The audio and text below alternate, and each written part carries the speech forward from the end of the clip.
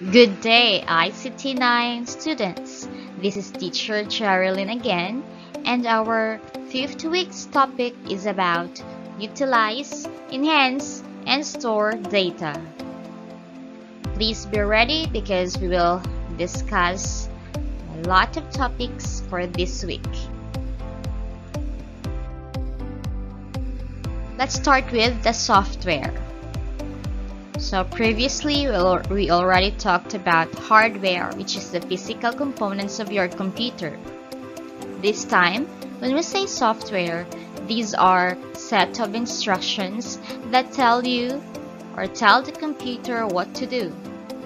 Computer is useless without any software installed in it. There are three categories of software: the system software, application software, and the programming languages. Okay, for system software, these are the software that controls application, processing, and hardware resources of the computer system, such as memory, disk space, and peripheral devices. So we have here the examples. These are different operating systems. When we say OS or operating system, it is a collection of programs that perform variety of tasks or functions. It involves communicating with the disk drives, printers, hard disks, CD-ROMs, monitor, modem, and other peripheral devices. Number 2, application software, a program that is created to assist users with a specific task, like in your Microsoft Office, social media applications, or even computer games. Programming languages for our number 3. It is the representation of instructions in human recognizable form. These are the languages used by the programmers to create different programs or applications.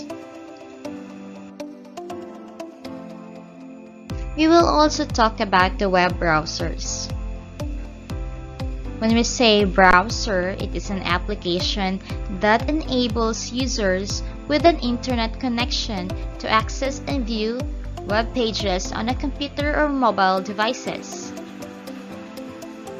Internet-capable mobile devices such as smartphones use a special type of browser called a mobile browser. So we have here examples of web browsers: Opera, Google Chrome, Internet Explorer, Firefox, and a lot more. Let's have the World Wide Web, or very familiar with you, the www. It consists of a worldwide collection of electronic documents or web pages.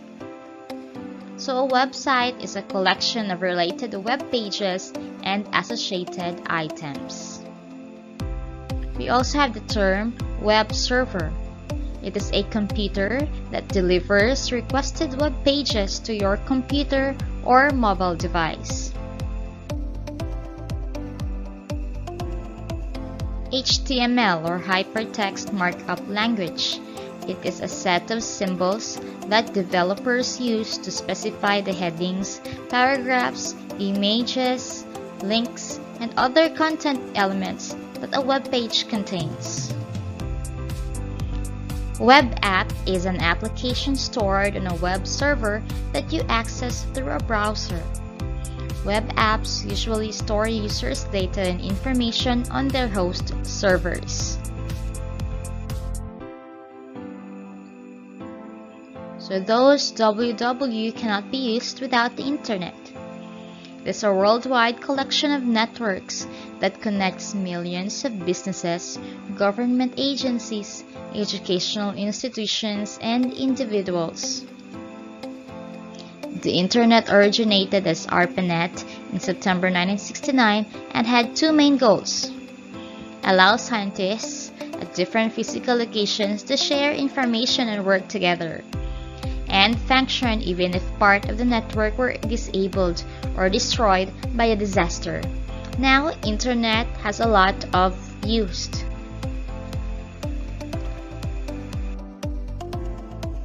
So here's how the internet works, or how you connect to the internet. So it starts with your computer. We have here desktop. It could be wired or using the cable wire or the LAN cable, which connects your computer to a modem. Then a modem will get signal from your internet provider. Or in connecting with the internet, it could also be wireless, like using your mobile or broadband stick, or even directly connecting to Wi-Fi.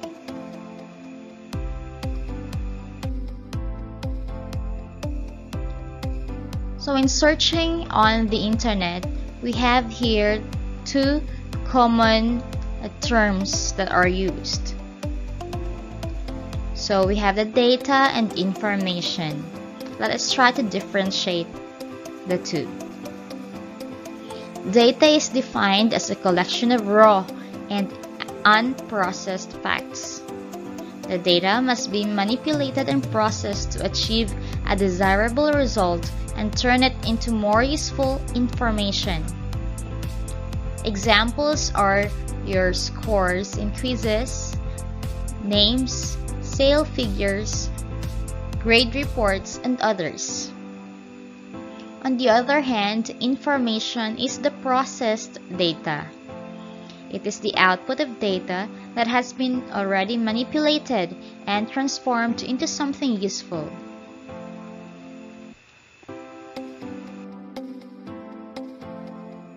So for you to produce and output information, you need to process the data. So data processing is a process of manipulating data to make it more useful forms. So you are the user. You have the raw data here, like for example, the score in your math subject or TLE subject. You will type in the score in the computer, and then the computer will process that data. And once it is processed, it will produce an information. Like for example, it will give you a state of pass or fail in your subject.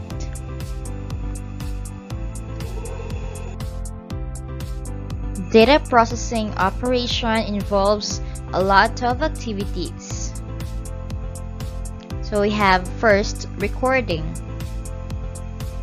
It refers to the transfer of data from one form to another. Verifying refers to the checking of data for any errors or discrepancy. Duplicating. It is the reproduction of data into many forms. Classifying.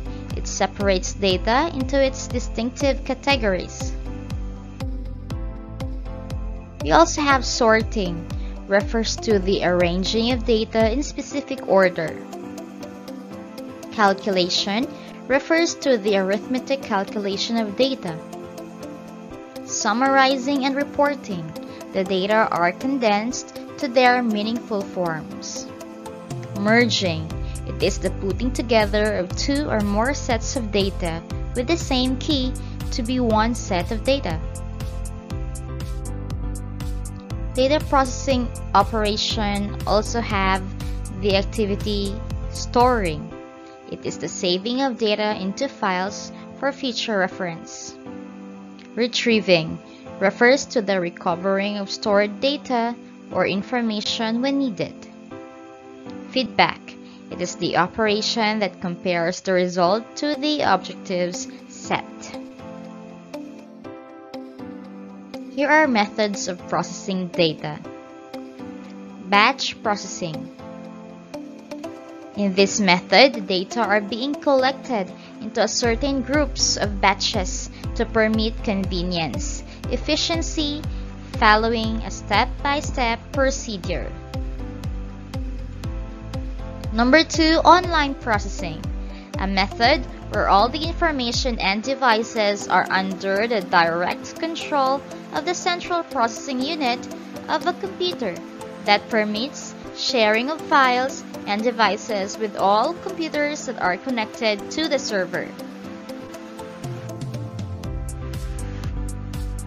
For number 3, real-time processing, a method that provides a fast response to inquiry and processing. Distributed processing. It is the most complicated level of computer processing. It is usually consisting of different computers that are connected to a large central computer system or server to help the user conduct inquiries, processes, or other data processing operations locally or even globally. And part of utilizing computers is storage. So a storage device is a piece of computer hardware used for saving, carrying, and pulling out data. We have 2 types of storage devices, the primary storage and the secondary storage. Let's start with primary storage, or also known as main memory. Main memory is directly or indirectly connected to the central processing unit via a memory bus. The CPU continuously reads instructions stored there and executes them as required. Examples of primary storage are the RAM, ROM, and cache. RAM, a random access memory. It is called so because any of the data in RAM can be accessed just as fast as any of the other data. So you have 2 types of RAM, the DRAM and the SRAM. Another example of primary storage is the ROM, or the read-only memory. This memory is used as the computer begins to boot up. Small programs called firmware are often stored in ROM chips on hardware devices, and they contain instructions the computer can use in performing some of the most basic operations required to operate hardware devices. ROM memory cannot be easily or quickly overwritten or modified. Cache. It is a high-speed access area that can either be a reserved section of main memory or a storage device. Here we have the secondary storage. It is not directly accessible by the CPU. Computer usually uses its input-output channels to access secondary storage and transfers the desired data using intermediate area in primary storage. Example is the hard disk. Hard disk is the main and usually largest data storage device in a computer. Other examples of storage devices are magnetic storage device, which is one of the most popular types of storage used. Here we have the floppy diskette and the hard drive.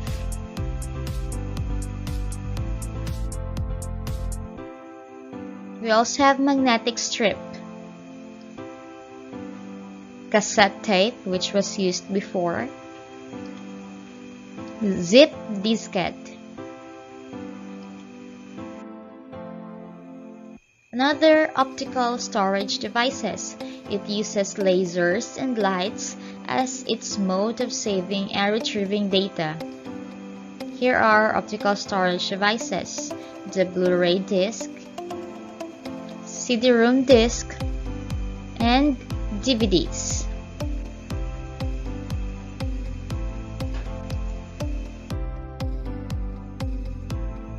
We also have the memory card.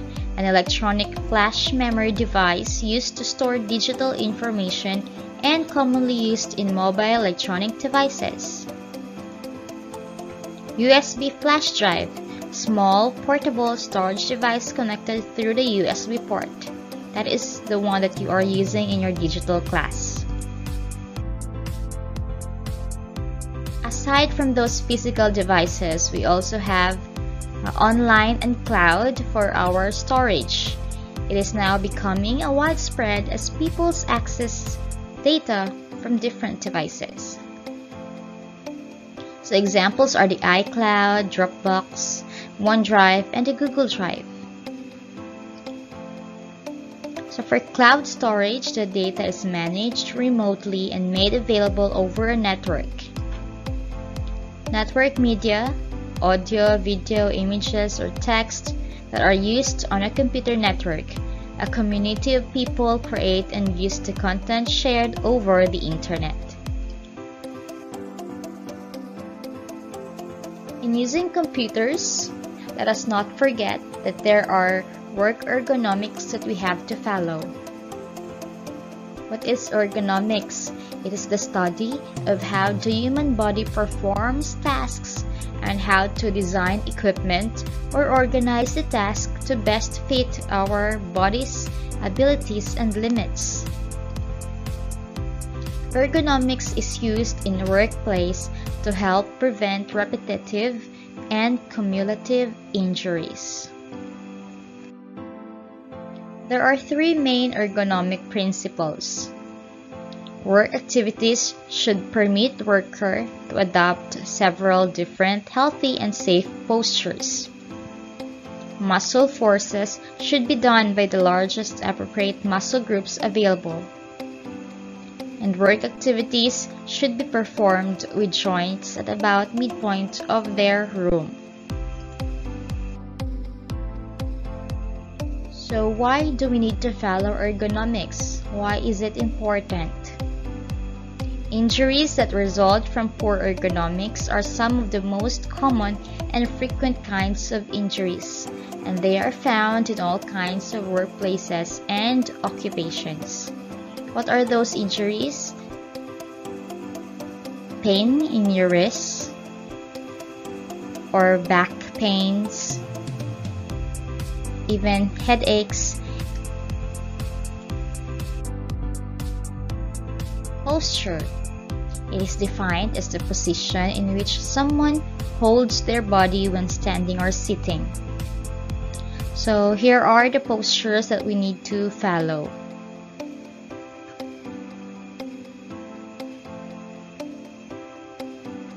When you are in your desk, so make sure that it's straight. In carrying, also posture straight.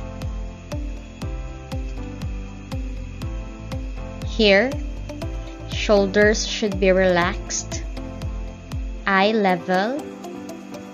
There should be back support and arm support. Thighs horizontal and feet flat on the floor.